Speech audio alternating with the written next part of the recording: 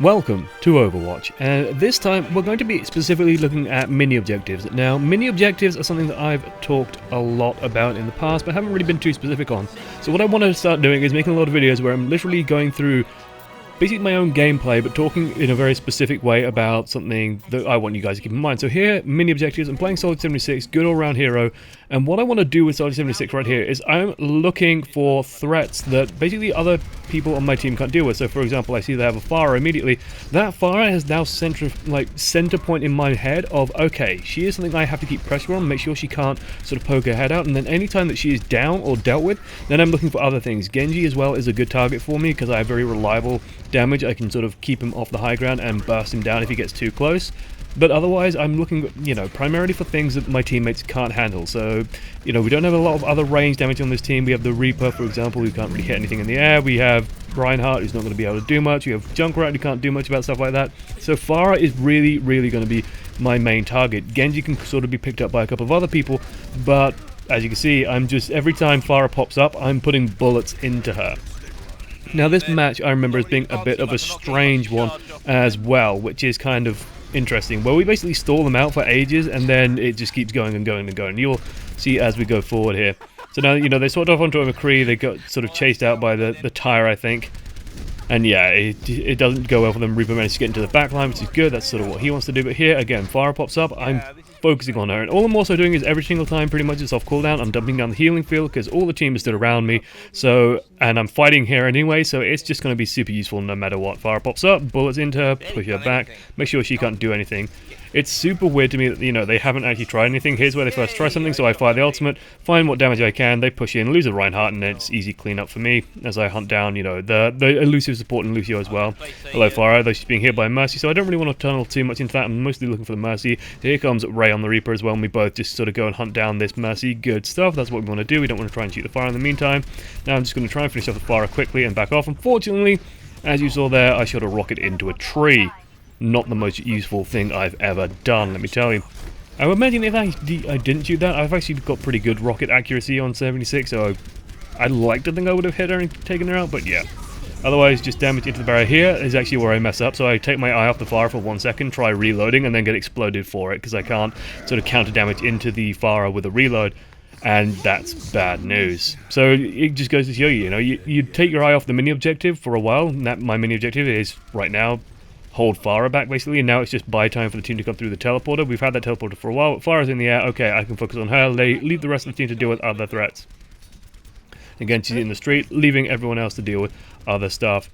And you'll see me do this time and time again. This is one thing I try and explain to people, because why this is important is when you start to understand this concept, you'll understand that your job in the team is super important, and the ability to just do your job is vital, because if you're trying to cover other bases, so let's say I'm trying to fight McCree at the same time and I'm trying to hunt down their Mercy as well, then suddenly I can lose track of the Pharah a lot more, and she's suddenly a lot more deadly. And here we hear them coming through the tunnel. They're never going to get through that route, and this is actually us messing up a bit as well.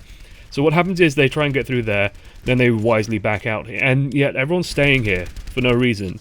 Like, there's only one person now watching the main street, and so they've just backed off, gone through the main road, and now we have a problem because Reinhardt's already on the point. He's actually gone and hunted down the teleporter. It's a very aggressive teleporter position. Here, I'm coming around looking for the Pharah, but hey, McCree gets through. And this is super important, right? Because let's say, and we're going to show it with another game afterwards, I'm going to play Genji in that match, and basically Genji is super driven by these kind of mini objectives, by that high priority, the kill order priority, because there's also a different way of looking at it. So kill order is one side of it, but position and where you want to be, how you want to be fighting, do you want to be on the front line, do you want to be back line, that kind of thing all does play into these mini objectives. So for example, I want to be in the front line very much amongst my team. I want to be using that Reinhardt barrier, for example, as much as I can to sort of stay behind it nice and safely, make sure Pharah can't do what Pharah wants to do basically, and shut that down, and then start putting damage into other targets as they start, coming around and start positioning for threats. Because, as I said before, 76 has very reliable damage. This is also going to be true for characters like McCree, I'd say, as well, very much so. And occasionally Reaper, depending on how you want to play Reaper. But if you are staying relatively near the team, then it's going to be your job, for example, to hunt down Genjis and Tracers and make sure they can't harass the team too much. Otherwise, my objective here is simply to use my mobility to get on the high ground. Our team doesn't actually have much high ground control. I think we do have a Pharah of our own at the moment, but it's basically just going to be me and at that far being able to control high ground. I can get to it very quickly, so that's why I'm sort of taking it upon myself to, hey, maybe I should be the one in, helping deal with that. Right now we're pretty scattered around, but look, actually no, we don't have a Pharah at the moment. We get a Pharah later, I do believe. Yeah, Genji's in the background, so okay, I hear that, hey, Genji's back there. I'm going to turn around and deal with him very quickly, because I can do that, and that was a beautiful shot by Former, like, absolutely gold-like. Picks the poor Pharah out the air. Again, any fight like this, okay, my job's done, so I'm going to just highlight the Mercy. There's Justice, going to kill Trey with good stuff, shut her down. She only got me with that, so that's perfectly fine. But what you'll find is when you have a team that actually does understand, okay, looking at my lineup and looking at their lineup, what targets should I be focusing? And this is sort of how I break it down, how I think people should start addressing it when you're thinking about the team mentally, is what targets can I deal with that no one else can? So, again, I've said it a million times already, but in this case, it's Pharah for me and Genji. So I'm going to try and deal with them as much as possible, right? I'm just going to chase this Genji back. I'm not going to over-engage too much because I'm just... I'm trying to stay relatively near the team here, though I do get some good shots onto Mercy, so I figure, okay, I'll try and take that chance, try and see if I can pick her off quickly, decide not to pursue it further because I'm running into their team, so back up towards the payload, make sure I'm defending it, make sure I'm relatively near it. And what you'll find that happens when you don't have a team that is doing this kind of play, isn't focusing on these mini objectives, is you'll feel like you're trying to handle all 6 of the enemy team at the same time, or you'll feel like you're fighting people that your character just cannot fight. And one simple way of doing that is, well, one of the big demonstrations to me at least is when there's a Widowmaker on the enemy team. I see it time and time again where the people who need to be dealing with the Widowmaker, so your Genji, your Winston, especially Diva, Tracer as well, just things that should be putting pressure onto Widowmaker aren't putting pressure, and honestly one of those picks as well is Soldier 76, because Soldier 76, whenever he damages Widowmaker, actually does jostle her aim pretty significantly. It's actually really, really huge, so you can keep a Widowmaker pretty much pinned back, make sure that she can't take her time in sniping, take her time aiming, and you can really cause problems for them. So I really like that as a way of, keeping Widowmaker pinned, because it should be a lot of people's objectives on the team that if Widowmaker is in position, you just want to keep pressure on her and make sure that she can't do anything. Here, it's kind of a bad situation for me, I'm just trying to get damage out. McCree does catch me from the side, not too much I can do there, but I bought a good couple of seconds here. Ray is trying to get into position here. I think she does actually have the ultimate as well on the Reaper, but unfortunately caught off guard because everyone else is dead at the same time, so Ray just wisely backs out. Lucio's doing exactly the same. So what we want to be doing now, like in my mind, is, okay, we just need to group up, make sure that Ray can perhaps try and get that ultimate off. I think Ray actually whiffs it and goes down as a result. Okay, so maybe we can get something off the back of the Earth Shadow. We just need to buy some time, basically. There's the Resurrect gone off, so now all I need to do is focus on the Pharah, get up to the high ground where my ultimate is nice and strong, force the enemy team back, take out the Lucio as well, because otherwise he'd just dance around, be very difficult to kill, because we have a lot of...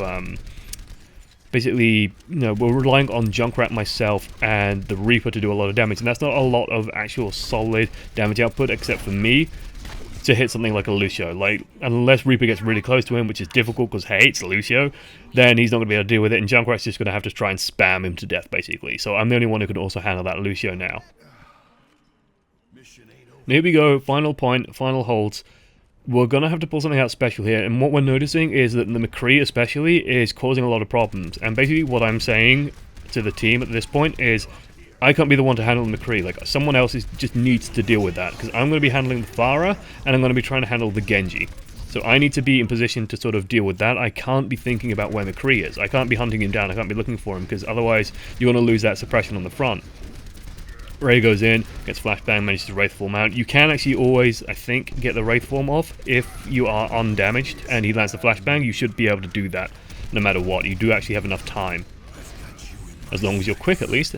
Yeah, again, trying to punish the Pharah for jumping into the air, using sights just to keep it back. Trying to lock onto the Mercy. Come on, Soldier, there you go. And I can see the McCree's around the corner. I don't really want to deal with that. I just want to stay back here near the payload, control the payload as much as I can, make sure, again, Pharah, Genji can't do anything fancy, leave McCree to others.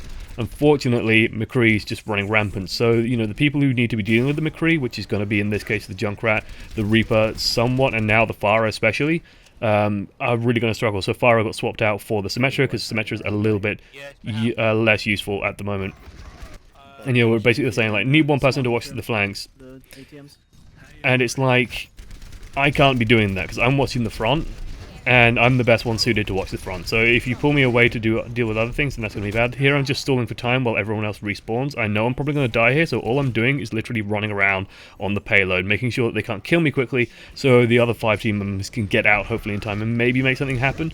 Because if I don't, then we could just lose straight up. Here, rocket barrage comes out. Unfortunately, the enemy rocket barrage comes in, I think, and takes it out very quickly. No, then McCree just sniped it out of the sky, so didn't quite have enough pressure there. And unfortunately, we're going to lose out here simply because basically we just kept dying to that McCree coming in the flank. And that's just an example of, okay, Wire's got a bit cross there, and no one sort of took ownership of dealing with McCree.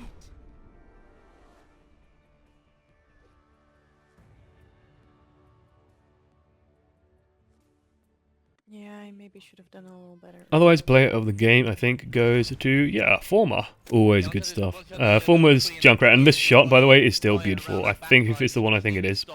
No, it isn't, it's this bomb. So it's just a lot of damage going into the point, me hunting stuff down as well. It's also interesting, by the way, that if you do manage to stop the tire, it does quiet it down. So yeah, it's a pretty cool way of sort of being sneaky with it. But here, we're going to go with a Genji game, because Genji to me is one of the heroes most driven by mini objective. And so what I'm looking to do here is, when I first come out spawn, I'm just looking for threats. I'm listening very intently. If they have a Widowmaker or anything like that, here there's just too many of them to engage, so I'm just going to dash through and mess up my jump there, get sort of caught on the lamppost, and here start fighting Hanzo. Don't really want to engage him in that tight space, so I'm going to back off. I'm going to try and get to the point. Now objectives changed, they have a Symmetra, so what I'm going to do is get on the point, try and see where she set those turrets up, try and find what I can. Again, Hanzo's chasing me down. Don't really want to fight that, don't want to risk that at the moment. I'm already low, so I'm just going to back off. Go find some health, stock up again, and be this threat in the back. Because while I'm back here, the enemy team's seeing that the point's being contested, so they might be pulling back. So far as pulled back, for example. Here we're in a good position where I can actually probably engage it, but again, 100 hit points, don't want to risk it. And all I'm doing is just being a constant threat and diversion here. I'm just opening up space for my team. Not really doing much damage. And here, there's the real target in sight, although Discord Orb is now on this Roadhog, so I can just do some good damage to him before going through, and then looking for this Mercy kill, which is hopefully what I get. Setting up for the hits, she spams into me a little bit, and there we go. Clean kill there, that's all I want to do, and hey, I'm already in position to deal with the teleporter, so hey, it's basically a win for me. Those are my 2 objectives. Like, that's what I need to be dealing with. The Mercy and the Symmetra teleporters if they're up. After that, I should probably be chasing down Hanzo as well, engaging him in 1v1 duels, because Hanzo as a duelist isn't the most reliable, isn't the strongest, so you can generally jump around him a bit, get some good damage on him, and clean him up nice and fast. Otherwise, I'm just here to create space. I'm also here to try and work with Zenyatta and try and open up their enemy team. I'm also looking for damage on Roadhog as well, because I find Roadhogs are really bad at fighting Genjis. Like, you can see I'm just dancing around this guy. I do not care. Builds up my ultimate nice and quickly. There's his ultimate. I can just stand in front of it, block a lot of it, and then cut through him. No problem there at all. And now they still have the Dragon Blade, so it's easy to clean up on the point. The tire, try and dash through it to get some damage on it, because that does 50 damage. The tire only has 100, so not a bad idea, honestly, if someone else is shooting at it. Unfortunately, no one else decided to shoot at it. This is something, by the way, chasing Junkrats, very, very risky. Be careful when you're doing it. Always watch for the trap, like I see it there. If I blundered into that, it would be certain death, because I think just at that, and well, just very recently my tire came out, not tire, reflect came out cooldown here. Again, getting behind the team, looking for the Mercy. There's the Earth Shadow, so gonna look for a quick kill here. So my priority immediately changes. What I want to do is get a very fast kill, because what that'll do is it'll reset the dash, and means that I can basically dash constantly through the enemy team, and then open them up more and more and more and more. Again, here, all I'm doing is buying space. I don't really want to engage the Symmetra too hard, because Symmetra is honestly kind of a pain in the ass to deal with, so I'm staying medium distance, dealing damage into it, but I don't want to go too much further than this, especially because we have a Zenyatta. And I will basically just start backing up towards the enemy team here. This is about as far as I want to go. Now I'm going to back up, back up, back up, back up, get the Harmony Orb, and this is all I'm doing is making space.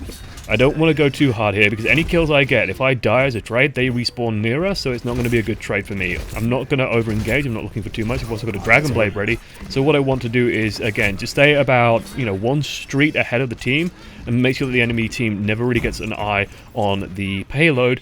And that's what I want with Genji. I want to be that sideline or distraction threat that's a bit too dangerous to engage one-on-one.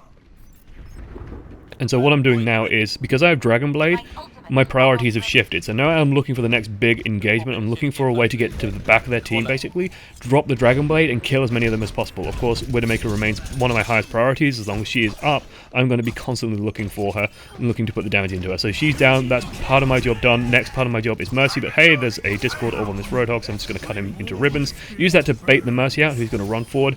Go for the Resurrect, picks up 2 targets that I can honestly deal with, so Roadhog is not a big threat to me, and then the Widowmaker just goes down nice and slick and smooth. And this is an example of when basically the team is doing a good job of objectives. So most of my team stuck with the payload, most of them were prepared to just sort of defend it, stay on it. Zenyatta, again, in a good position as well, quite often just to be ready, puts orbs onto the Roadhog so we can explode him nice and quickly. I'm in the back dealing with Mercy, making sure Widowmaker could never really do much. S76 was also keeping the Widowmaker pressured. I think that was Raylan. And so we just had a good basically line up using the mini objectives as well. Oh no, Saf was on 76. So again, Raylan and Saf keeping pressure on Widowmaker, couldn't do much. And here we have a lovely play of the game from Ray.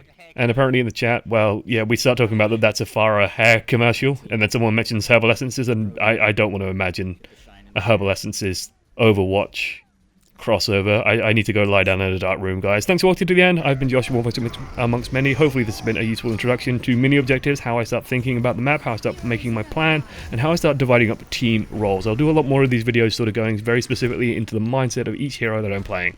Doodles.